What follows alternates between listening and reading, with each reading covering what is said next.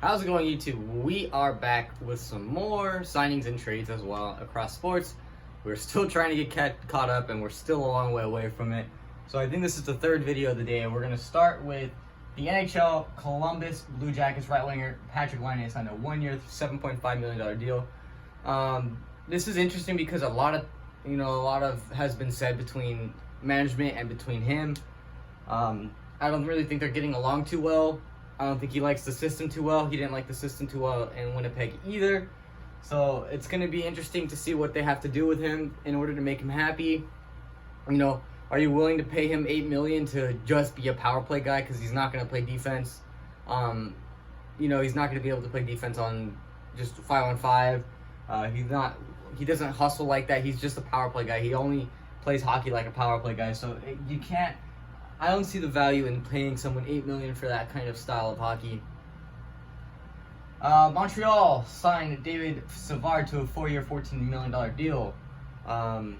Short up that blue line a little bit because we have some question marks around Shea Weber. It doesn't look like he's going to play this year. He may retire, actually, so they go and get David Savard for 4 years. $14 million, just a little bit over $3 million per season. That's not bad. Finals team. They're trying to get back there. They lose one of their better defensemen in Weber. Plug in Savard and hope for the best there. Columbus, Boone Jenner, 4 years, $15 million deal. A depth piece right there. Kind of a power forward type of thing. Third, fourth liner. Nothing too crazy. Power play, penalty kill. Nice, good depth piece for Columbus. A team that was on the come up and is now on the come down really, really fast.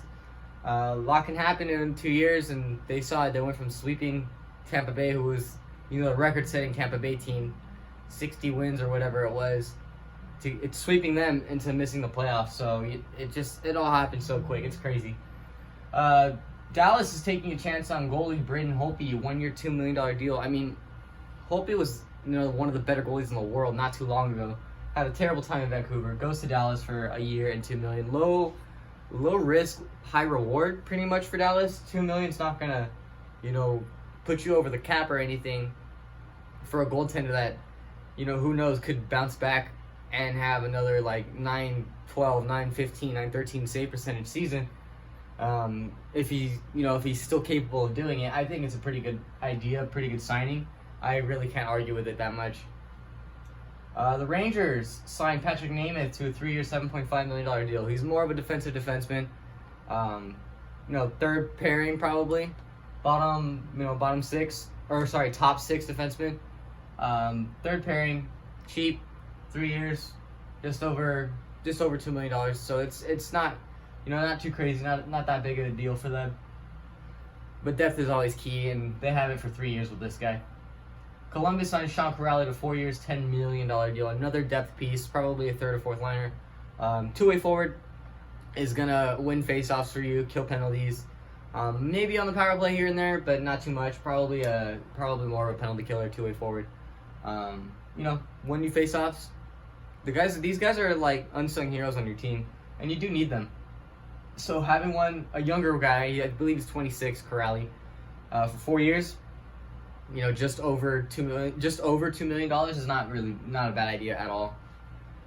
New Jersey signs Jonathan Bernier to a 2-year, $8.25 million deal. So I don't know what happened with Carolina and Bernier, but now he's in New Jersey. I don't know if they waived him. I don't know if they released him, what the deal was with that. But now he's in Jersey for 2 years, $8.25. That's a little bit over 4, and I think that's a little bit too much for him. I know Bernier was a starter in Detroit, but he's not, he's not going to win you.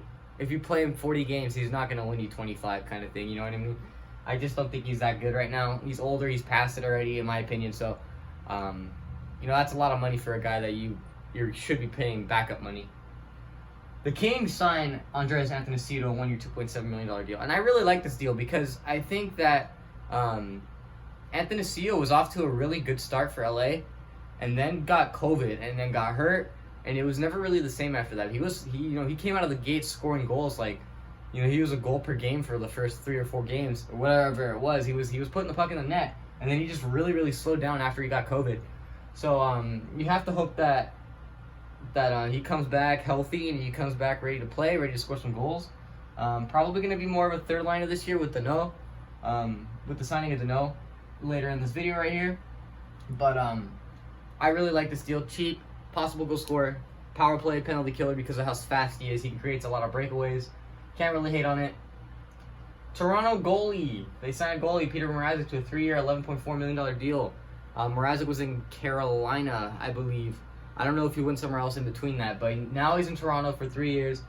Their goalie carousel is, going round and round. Bernier to Reimer to Sparks to this guy to, Anderson. They just can't figure it out between the pipes. And now I'm starting to think it's not really the goalie's fault. It's more of the blue line's fault. Mrazek is a good goaltender. He's, low tier starter. But I think that the 11.4, you're paying him under $4 million for it. See, that's the money I would expect Bernier to get per year. But I think Mrazek's a better goaltender, and now he's starting for a better team. And we'll see how he does over there in Toronto. To the MLB for a second. Cincinnati gets Mychal Givens in exchange for pitchers Noah Davis and Case Williams. So Colorado had a really interesting deadline. We thought they were going to trade Story, and they didn't. Story's really confused about that, so they're going to let him walk to free agency, I guess. Don't know what they're doing. Trade away Arenado for pretty much nothing, and then you're going to definitely let Story walk for nothing. So at least they get a couple pitchers back from Mychal Givens, who has had an up and down year. Some really good stuff coming off his hand. Good fastball, changeup, slider, good pitcher. And since he's trying to make a push for a wild card spot, being that Milwaukee looks like they're gonna have that Central locked up, so they're gonna push for a wild card spot and try to knock off one of the NL West teams. Back to the NHL, Pittsburgh left winger Brock McGinn signs a 4-year, $11 million deal. Power forward, power play, penalty kill kind of guy. Forechecking, third or fourth liner for them. Depth. All you can really say about it, depth. Pittsburgh needs depth.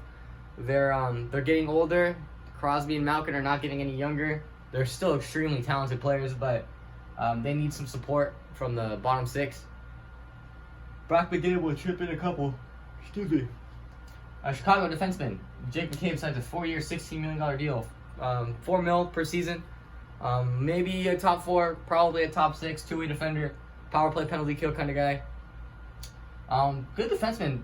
I really liked him in Buffalo. I just don't think. I think Buffalo is kind of just like a place where players, fail to develop. Not to their own discredit, but to Buffalo's discredit. No offense, Buffalo Sabres fan. It's just how it works so far. LA signs Philip Danault, which is an absolute great signing for LA. I really like this signing. 6 years, $33 million deal. What this is going to do is going to add some much-needed center depth and free Gabe Vilardi from that center circle where he has struggled in his career so far. They'll move him to the right side probably to play with Danault. Two-way forwards right there in Vilardi and Danault, so the defense will tighten up a little bit. I don't know who they're going to put on that left side. We'll see. Maybe they put a playmaker or a sniper there or maybe even a power forward to have a full-on checking second line. But Danault is a really, really valuable player. Power play is good. Penalty kill, he's really good.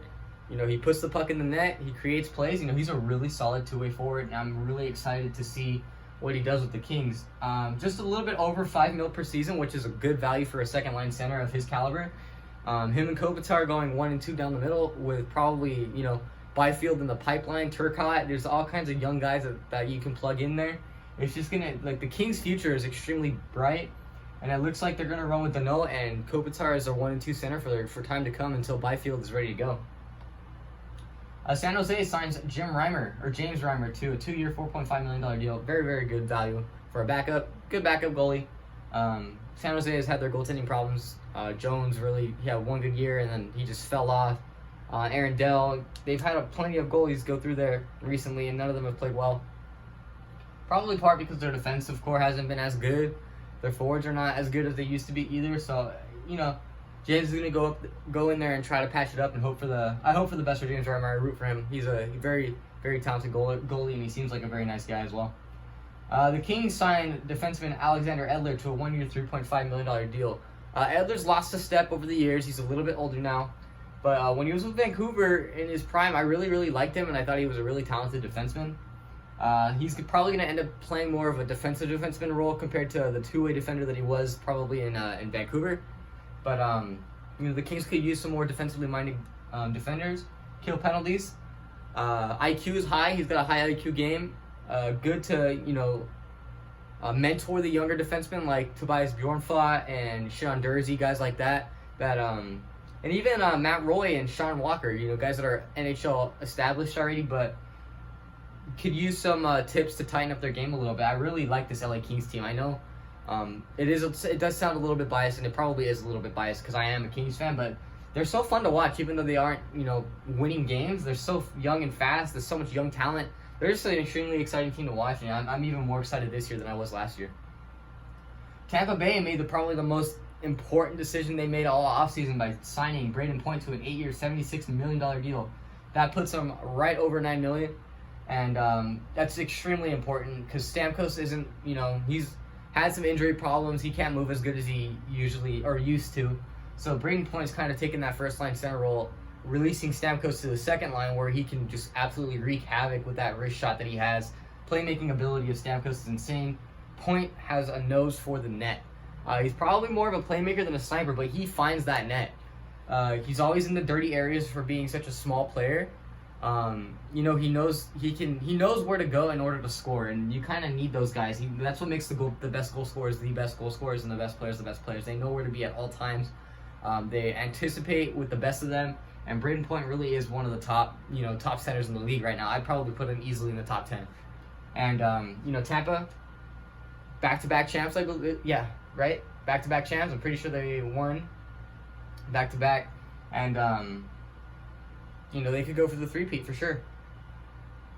Houston gets Yimi Garcia from Miami in exchange for outfielder Brian De La Cruz and Austin Pruitt. As I said before in the last video, Houston has really addressed their bullpen needs. Yimi Garcia is, when he's not giving up home runs, he's extremely talented. His whip is always really low because he doesn't walk guys. He doesn't give up a lot of hits. Where he gets stung is the home run ball. And Houston is a home run friendly park, so he's got to have to adjust his game to avoid that the Crawford boxes in left field. So Yimi, a former Dodger, he was good with us. He was really good with the Marlins, and I hope he doesn't do as good with Houston because none of us like Houston anymore, right? Green Bay, they make a trade for Randall Cobb in exchange for a 2022-6. This is probably just a move to keep Aaron Rodgers happy. Aaron Rodgers is a really, really big fan of Randall Cobb. They worked well together during their time. I think, Aaron Rodgers was really upset with the fact that he was never contacted about the future with the team, moves that can make the team better, as like a ambassador or recruiter for the Packers. And he was really upset, and I think this move is just plainly to make him happy.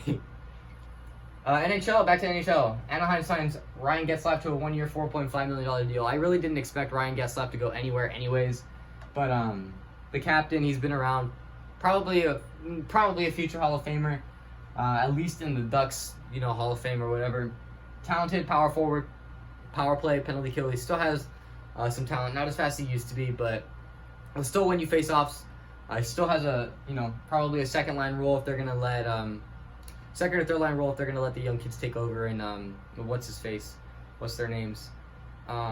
Lindestrom and Raquel, guys like that, as well as Zegras. There you go, Trevor Zegras. If they're gonna let those young guys take over, Getzlaf can slide to the third or fourth line, and let the young guys really just go and show out for Anaheim. That's going to do it for this video. Leave a like if you enjoyed, subscribe, comment what you guys think about these signings and trades. If you guys would like to make a donation to the channel, it's No Hit Media on Cash App, and I will see you guys next time.